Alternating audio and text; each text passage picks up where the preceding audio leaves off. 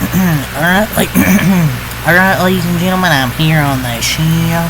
I'm here to talk about some news here on the show. Start with a little bit of that wrestling.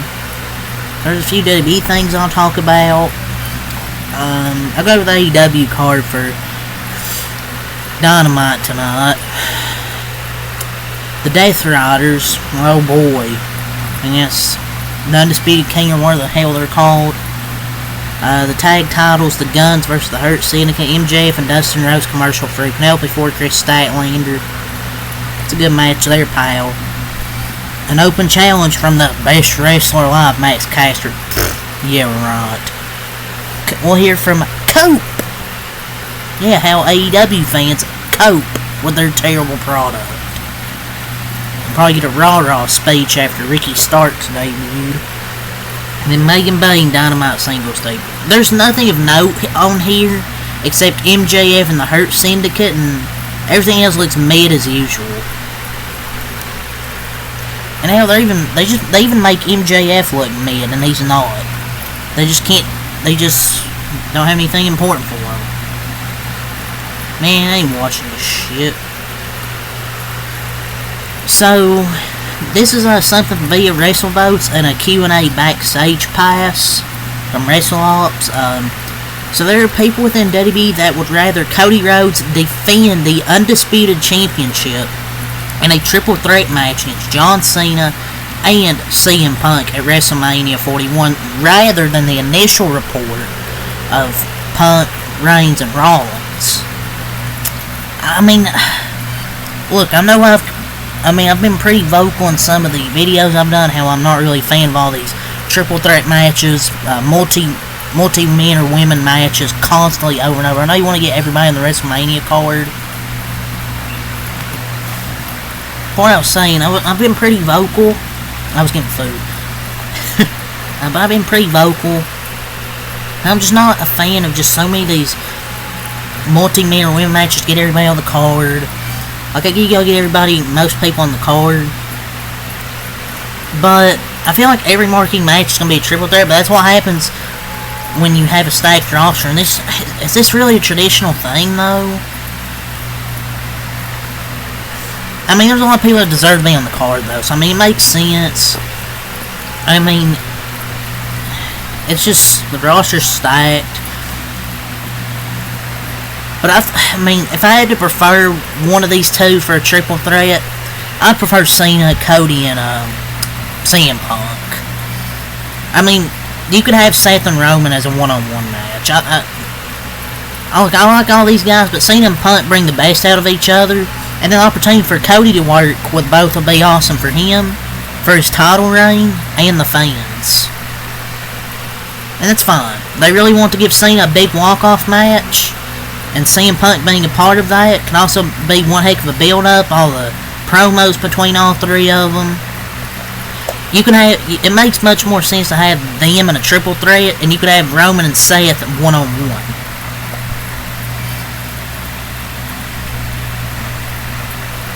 And also a triple threat for the title would make sense, because triple threat, non-title triple threat wouldn't do anything for CM Punk, so we'll see. But this isn't confirmed. This is just people within WWE that would rather have this. It's like this over that. We'll see if this happens. So Ricky Starks has arrived in WWE. He was on NXT last night. He come through the crowd. Basically said the revolution is here. And he, just over 24 hours after leaving AEW, he has arrived in WWE. That's crazy, dude. Like, I knew he would be WWE bound. I mean, it was pretty obvious, but I did not think it would be this quick. He signed that at midnight. Hey, we need Cody Rhodes come down to NXT, pal. But in case you haven't heard, WWE's on fire, pal. And then he posted something on his Instagram story. Kendrick Lamar smiling. He's such a troll, diabolical. That's from WrestleOps. Can we find anything else here? So this is from PW Chronicle. So this is also on the Backstage Live Q&A, the Backstage Pass with WrestleVotes. There have been rumblings that Shinsuke Nakamura, and if you're a casual fan, probably watching, just tuning in WWE for the first time, you're probably like, who? Yeah, because he hasn't been on TV for a while, and there's rumblings that he may defend the United States Championship. Wow! On Saturday, March 1st at Elimination Chamber. There's no word on his potential opponent. I'm not gonna lie, I forgot he was the United States Champion. They gave him the title and he hasn't done anything. Why did they give him the belt? Like, he hasn't done shit. He hasn't defended it. Like, at least I can't remember. Knowing who could be his potential opponent, maybe Big Jimmy Uso, possibly, could be an opponent. I would like to see Carmelo Hayes, but I just don't see them going the heel versus heel route. Maybe in some kind of multi-man ladder match I could see happening. We'll see. So, also, per Fightful Select, regarding Ricky Stark shaping NXT rather than the main roster, those spoken to on the main roster believe that the majority of the creative heading into WrestleMania is planned, and NXT will be much more fluid working him into the fold, per Fightful Select. Yeah, there's no reason to put him up there and just, not do anything. And just keep him in NXT. He can be the NXT champion. You don't want him to get lost in the shuffle. Because it's almost WrestleMania season, and you're not going to really have anything for him. Just have him go down to NXT. Maybe take the NXT championship for a bit. Is what I would do.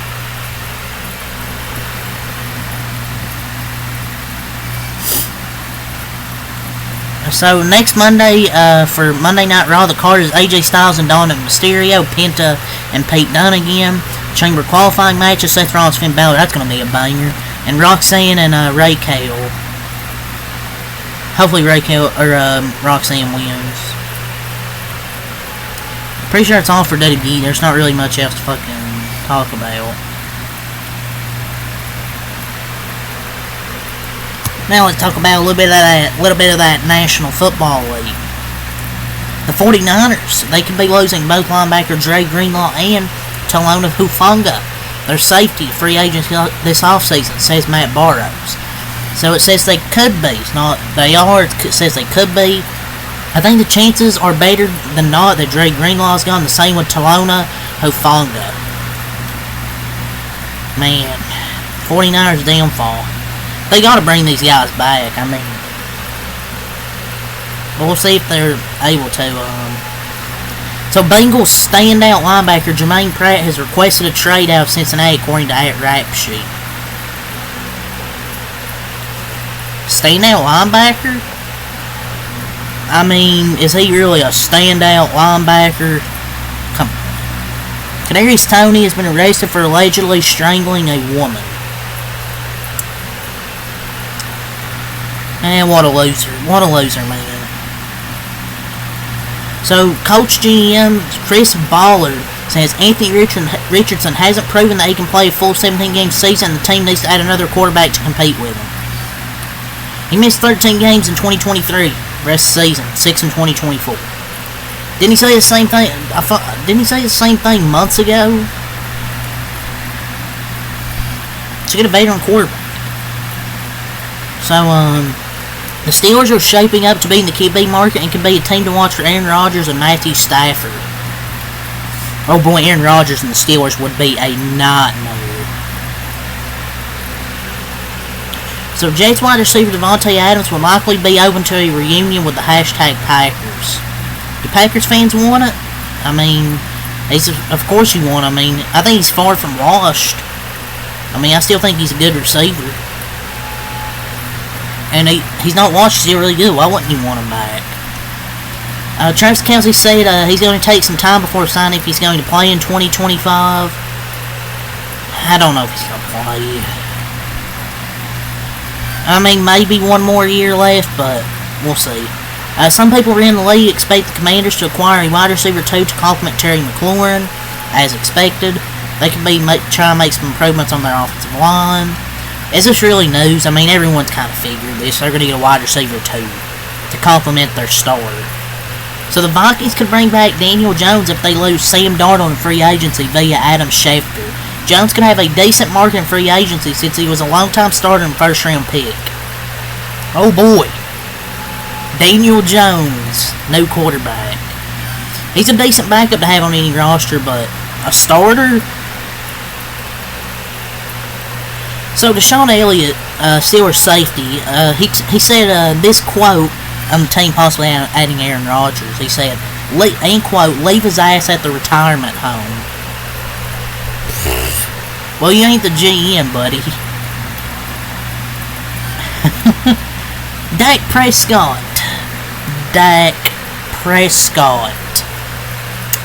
said the following. So I think he was asked, you think you're close to beating the Eagles or something like that, or he said something like that. He said yes. Well, 7-10 this season, Mr. Prescott. 0 Super Bowls, 0 conference championships, 0 Super Bowl MVPs. You're close to beating the Eagles? Come on. They have the best defense, best receivers, lead offensive line, a good quarterback. Come on. Talking about close. Not even fucking close at all. Jaguars completed an interview with James Gladstone for their general manager position. The Saints have given permission for senior offensive assistant Rick Dennison to speak to the #Seahawks per Rappaport and Garofalo. The Jaguars have also completed an interview with Trey Brown for their general manager position. So, former Texans offensive coordinator Bobby Slowick, he's joined the Dolphins as the senior pass game coordinator. He was a hot head coaching candidate at age 30, still only 37 years of age. But last year, he was a hot head coaching candidate.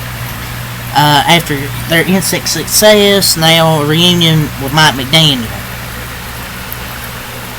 So, we'll see how he does.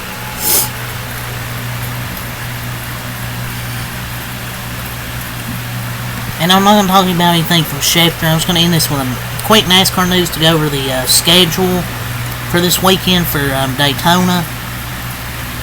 For tonight, Cup qualifying at 8 p.m. on FS1 for Daytona 500 qualifying. Had practice earlier today. ARCA practice 4 p.m. Tomorrow truck practice 6 p.m. race day, and then the duels at Daytona tomorrow. On Friday, 1:30 ARCA qualifying, 3 p.m. truck qualifying, 4:35 on the CW app. Xfinity practice 5:35 on FS1 Cup practice. And 7:53 the truck race on Friday night, Saturday, and on the CW. I believe app Xfinity qualifying 12:17 on Fox. The ARCA race 80 laps. 3 p.m. on FS2 Cup practice. 4 p.m. the CW pre-race, and 5:10 the Xfinity race on the CW.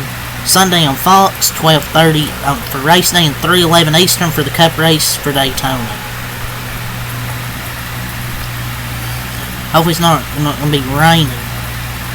So, the forecast, Wednesday's 70%, it's going to be 70 degrees in the night, 1% chance of rain. Thursday, 80 during the day, 70 in the night, 35% chance of rain. Friday, 70 during the day, 60 degrees in the night, 15% chance of rain. Saturday, 80 in the day, 70 in the night, 20% chance of rain. Saying it's going to be 80 in the day, 60 in the night, but a 55% chance of rain during the day and 15% during the night. I mean, I'm here for a potential night race during the 500. I mean, that's fine with me. It wouldn't be 500 week without a chance of rain. Wouldn't be Daytona week without a chance of rain. It's fine with me. I mean, I'll be able to watch the race at night if it goes late. So, we'll just have to see what the weather looks like the day of the race. But yeah, that's all the news I want to talk about here. That's really all I got. I don't know what I'm going to recap tonight. I might recap the Warriors game against the Mavericks, since there's no other NBA game I want to do, and there's no college games I want to recap. I'll recap Daytona 500 qualifying, so there's one recap. I might do the Warriors game. We'll see. Yeah, but that's really all. Leave a like, comment, subscribe for more, and thank you for 400 subscribers. Peace.